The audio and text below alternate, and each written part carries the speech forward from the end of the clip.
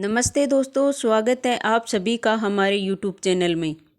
आज मैं आप लोगों के साथ शेयर करने वाली हूँ वट सावित्री पूजा की सामग्री। तो चलिए शुरू करते हैं। इसके लिए हमें सबसे पहले वट वृक्ष की ज़रूरत होगी। तो आपके पास वट वृक्ष का पेड़ है तो आप वहाँ पर भी पूजा कर सकते हैं। यदि आपके घर के पास नहीं है तो आप उसकी टहनी भी मंगाकर पूजा कर सकते हैं। टहनी हमें ऐसी लानी है, उसमें फल ज़रूर लगे होने चाहिए। इसे हमें गमले या जल के लोटे में लगा लेंगे।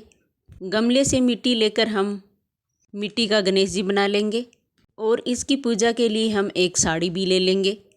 इसके ऊपर रखने के लिए हम सुहाग की सामग्री भी ले लेंगे। इस पूजा के लिए हमें काले चने भी लेने हैं। काले चनों को हम रात को ही भिगोकर छोड़ देंगे। फिर हमें इस पूजा के लिए मिठाई भी लेनी होती है।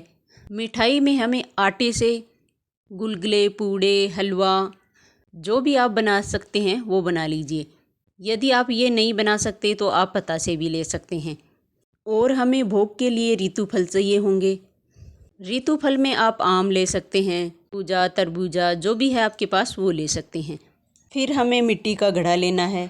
यदि आपके पास मिट्टी का नहीं है तो आप तांबे का भी ले सकते हैं। मटके के ऊपर हमें रखने के लिए अनाज चाहिए होगा तो आप गेहूँ ले सकते हैं, चावल ले सकते हैं, जो भी आपके पास है वो ले सकते हैं। फिर हमें 5 पल्लव चाहिए होंगे। आप अशोक के ले सकते हैं, आम के ले सकते हैं, जो भी आपके पास है वो ले सकते हैं। फिर हमें पूजा के लिए फूल चाहिए होंगे। फिर मैंने फूल भी ले लिए हैं।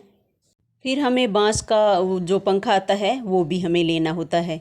यदि आपके पास 2 हैं तो आप 2 ले लीजिए, अन्यथा आपको 1-2 ज़रूर लेना होगा। यह बांस वाला पंखा हमें वट वृक्ष के पास हमें दान करना होता है। यह व्रत महिलाएं अपने पति की लंबी आयु के लिए रखती हैं। सभी महिलाओं को यह व्रत रखना चाहिए। फिर हमें देसी घी का दीपक चाहिए होगा। ये करने के लिए हमें धूप चाहिए होगी और हम कपूर भी ले सकते हैं। तिलक करने के लिए हमें रोली चाहिए होगी। फिर हमें हल्दी भी चाहिए होगी। फिर हमें पूजा में समर्पित करने के लिए चावल लेने होंगे, तो मैंने चावल भी ले लिए हैं। फिर हमें जनेऊ लेना है। यदि आपके पास पीला जनेऊ है तो आपको पीला ही लेना है। यदि पीला नहीं है तो आप सफ़ेद कलर का भी ले सकते हैं। और कलावा भी हमें लेना होगा। परिक्रमा करने के लिए हमें कच्चा सूत लेना होता है। यदि आपके पास कच्चा सूत नहीं है तो आप कलावे से भी परिक्रमा कर सकते हैं। इसके लिए हमें कलावा भी लेना होगा।